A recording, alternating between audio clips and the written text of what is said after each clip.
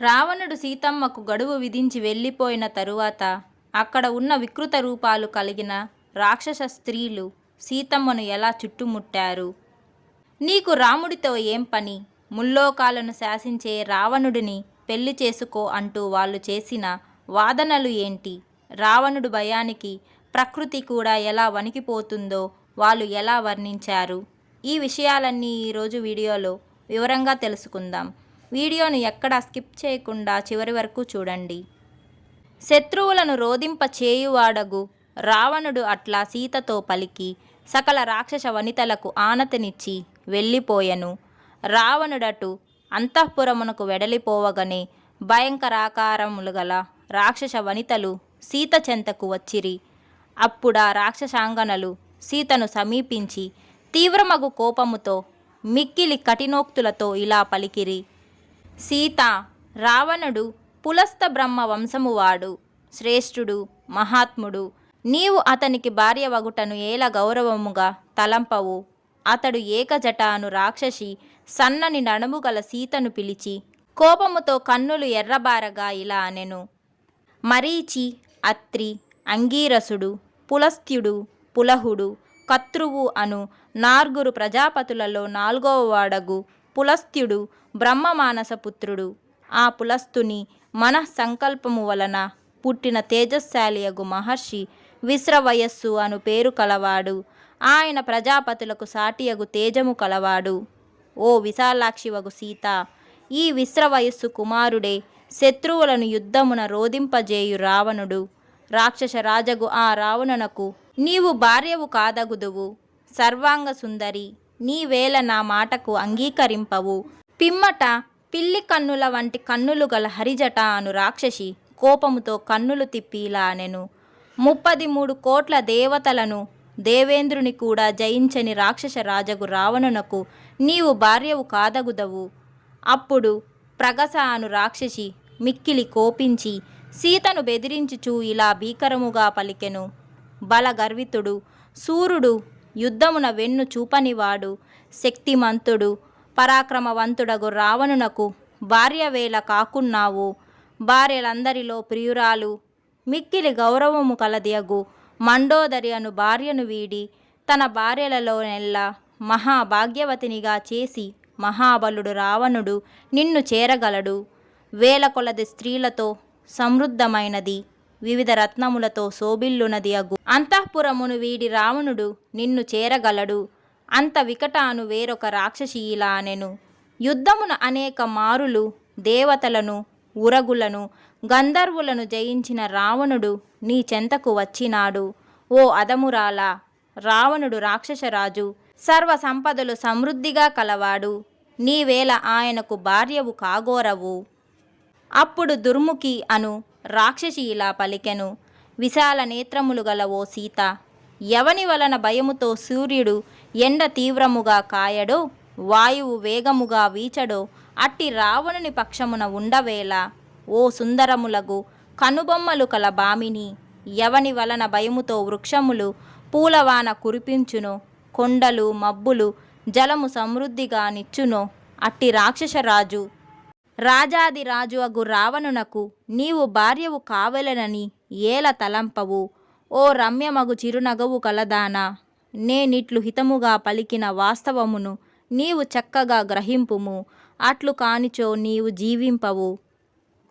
అప్పుడు వికృతములగు ముఖములను క్రూర స్వభావమును కలవారగు రాక్షసాంగనలు సీతను చేరి ఈ విధంగా ప్రియములగు మాటలను కఠినముగా పలికిరి. ఓ సీత, ఎల్ల జీవులకు మనోహరమైనది, గొప్ప విలువైన సైనములతో కూడినదగు రావణుని అంతఃపురమున నివసించటకు ఏల ఇష్టపడవు. నీవు మనుష్య స్త్రీవి కనుక మనుష్యుడగు రామునకు భార్యవగుటను గొప్పగా తలంచుచున్నావు. నీ మనస్సును రాముని నుండి మరల్చుకొమ్ము, లేనిచో నీవు బ్రతకవు. ముల్లోకముల సంపదలను అనుభవించిన వాడు రాక్షసరాజగు రావణుని భర్తగా బడసి సుఖములను అనుభవింపుము, విహరింపుము. ఓ అనవ్యద సౌందర్యవతి, మనుష్య స్త్రీవగు నీవు మనుష్యుడగు రామునుని కోరుచున్నావు. కానీ ఆ రాముడు రాజ్యహీనుడు, విఫల మనోరథుడు, క్లేశ పరవశనుడును. పద్మముల వంటి కన్నుల గల సీత ఆ రాక్షస స్త్రీల మాటలు విని కనుల నీరు నిండుగా ఇట్లు పలికెను. మీరందరూ కలిసి ఇట్లు నన్ను గూర్చి జన నిందితములగు మాటలు పలుకుచుంటిరే. మీ మాట నా మనసులో ప్రవేశింపదు. ఇది మీకు పాపము కలిగించునని తోచుచున్నది. మానవ స్త్రీ రాక్షసుని భార్య కాదగుదు. మీరందరూ కలిసి నన్ను తినివేసినను సరే మీ మాటలను నేను ఆచరింపను. దీనుడే కాని రాజ్యహీనుడే కాని పతియే నాకు మిన్న. సువర్చల సూర్యుని యందు అనురాగం కలిగి ఉన్నట్లనే అతని యందే ఎల్లప్పుడూ అనురాగం కలిగి ఉండును. భాగ్యవతియగు సచీదేవి దేవేంద్రుని, అరుంధతి వశిష్ఠుని, రోహిణి చంద్రుని, లోపాదముద్ర అగస్త్యుని, సుకన్య చ్యవ్యనుని, సావిత్రి సత్యవంతునిని, శ్రీమతి కపిలుని, మదయంతి సౌదాసుని, కేసిని సగరుని, భీమరాజు కుమార్తె అయిన దమయంతి నలుణ్ణి అనువర్తించి ఉన్నట్లే నేనును ఇక్ష్వాకు వంశులలో శ్రేష్ఠుడగు నా పతి రాముణ్ణి అనుసరించి ఉన్నదానను. సీతాదేవి పలుకులు విని మిక్కిలి కోపించిన రాక్షసాంగనలు రావణునిచే ప్రేరితులై కఠినోక్తులతో సీతను భయపెట్టసాగిరి. సింసుపా వృక్షముపై దాగి ఉన్న హనుమంతుడేమియూ మాటలాడక అట్లు సీతను బెదిరించు రాక్షసాంగనల మాటలు వినసాగెను. ఆ రాక్షస స్త్రీలు మిక్కిలి కోపము కలవారై సీతను చుట్టుముట్టి కాంతిమంతులై వ్రేలాడుచు తమ పెదవులను నాకుచు వేగముగా గొడ్డళ్ళు చేతబట్టి తమ కోపమును ప్రకటించుచు ఇట్లనిరి. ఈమె రాక్షస రాజగు రావణుని భర్తగా పొందతగదు. ఆ సుముఖి సీత భయంకర రాక్షస స్త్రీలు అట్లు బెదిరించుచుండగా కన్నీరు తుడుచుకొనుచు హనుమంతుడెక్కిన సింసుపా వృక్షము చెంతకే పోయెను. పిమ్మట విశాలాక్షియగు సీత రాక్షసాంగనలు పరివేష్టించి ఉన్న సింసుపా వృక్షము చెంతకు పోయి శోకమున మునిగి ఉండెను. కృశించి దీనవదనై మలిన వస్త్రములు దాల్చి ఉన్న సీతను రాక్షసాంగనలు అన్ని వైపుల నుండి భయపెట్టసాగిరి. అప్పుడు భయంకర నేత్రములు గలది, భయంకర ఆకృతి కలది కృశోదరియగు వినత అను రాక్షసి మిక్కిలి కోపము నొందినదై ఇట్లనెను. సీత, నీవు ఇంతవరకు నీ భర్తపై స్నేహము ప్రదర్శించితివి, ఇంక చాలును. ఓ శుభాంగి, ఎచ్చటనైనను అవసరమును మించి చేసిన పని కష్టములకే కారణమగును. నీ పతి భక్తికి సంతోషించి తిని నీవిప్పటి వరకు మనుష్య జాతికి తగిన పాతివ్రత్య ధర్మము నిర్వహించితివి. సీత, ఇంక నేను చెప్పేడి హితమును కూడా ఒకంత విని ఆచరింపుము. రావణుని నీ భర్తగా సేవింపుము. ఆయన సర్వ రాక్షసులకు ప్రభువు, దేవరాజగు ఇంద్రుని వంటి వాడు, పరాక్రమశాలి, రూపవంతుడు, చతురుడు, త్యాగశీలుడు, దర్శించు వారికి ప్రీతిని కలిగించును. కళ్యాణి, నీవింక మనుష్యుడు దీనుడగు రాముణ్ణి విడిచి రావణుడును ఆశ్రయింపుము. దివ్యములగు చందనాదులు పూసుకొని దివ్యాభరణములు అలంకరించుకొని అగ్నికి స్వాహాదేవి వలెను, ఇంద్రునకు సచీదేవి వలెను, రావణునకు భార్యవై నేటి నుండి సకల లోకములకు ఈశ్వరివి కమ్ము. ఓ సీత, రాముడు దీనుడై ఉన్నాడు, అతని ఆయువు చెల్లినది, అతనితో నీకేలా? నేను చెప్పినట్లు నీవు ఆచరించవేమి? మేమందరం ఇప్పుడే నిన్ను భక్షింతుతుము. అప్పుడు వ్రేలాడుచున్న స్తనములు గల వికట అను వేరొక రాక్షసి కోపముతో పిడికిలి బిగించి ఎత్తి గర్జించుచు ఇలా అనెను. ఓ దుష్ట బుద్ధిగల సీత, నీవు పలికిన అప్రియములగు మాటలెన్నో నీపై దయచేతను మా మృదత్వము చేతను సహించితిమి. సమయోచితముగా మేము పలికిన హితోక్తిని నీవాచరింపకున్నావు. ఓ సీత, రావణుడు అన్యులకు చేరరాని సముద్రము అవతలి ఒడ్డుకు నిన్ను కొని తెచ్చినాడు. నీవిప్పుడు అతని భయంకరమగు అంతఃపురమున ప్రవేశించినావు. నిన్ను రావణుని ఇంట నిలిపి మేము బాగుగా కాపాడుచుండగా సాక్షాత్తుగా దేవేంద్రుడు వచ్చినను నిన్ను రక్షింపజాలడు. సీత, నీ మేలు కోరి చెప్పుచున్నాను, నేను చెప్పినట్లు చేయుము. కన్నీరు కార్చకము, నిష్ప్రయోజనముగా శోకము వీడుము.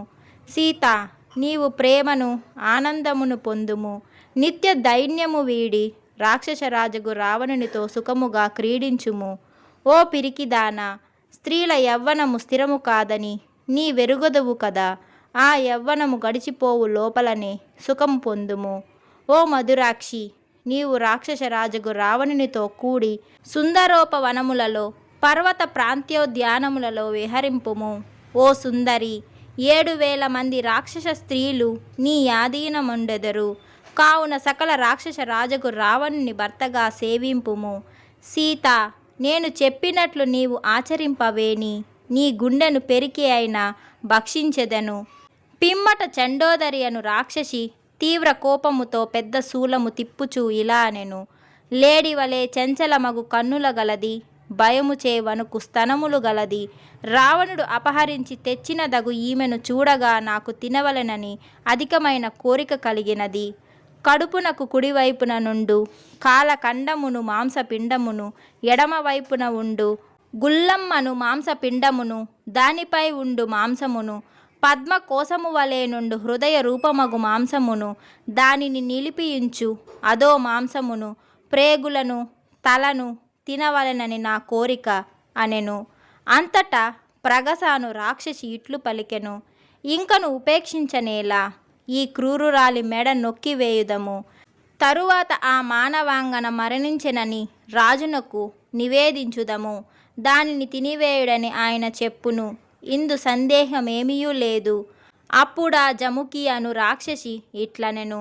ఈమెను చంపి అందరును సమానముగా మాంసఖండములు చేయుడు. పిమ్మట మనమందరం పంచుకొందము. నాకు తగవనిన గిట్టదు. శీఘ్రమే మద్యము మున్నగు వివిధ పేయ ద్రవ్యములను, తేనె మున్నగు వివిధ లేహ్య పదార్థములను తెండు అనెను. అంత శూర్పణఖాను రాక్షసి ఇట్లనెను. అజాముకి చెప్పినదయే నాకును నచ్చిన మాట. సర్వశోకములను పోగొట్టు మద్యమును శీఘ్రమే తెండు. మనుష్య మాంసము తిని లంకానగరి పశ్చిమ ద్వార ప్రదేశము నుండి భద్రకాళి ప్రీతికై నృత్యము చేయుదము. దేవకన్యవలే సుందరాంగియగు సీత ఇట్లా భయంకర రాక్షసాంగనలు బెదిరించగా ధైర్యము కోల్పోయి ఏడ్వజొచ్చెను. ఇట్లు వాల్మీకి మహర్షి రచించిన శ్రీమద్ రామాయణమున సుందరకాండమున 24వ సర్గము. జై శ్రీరామ్.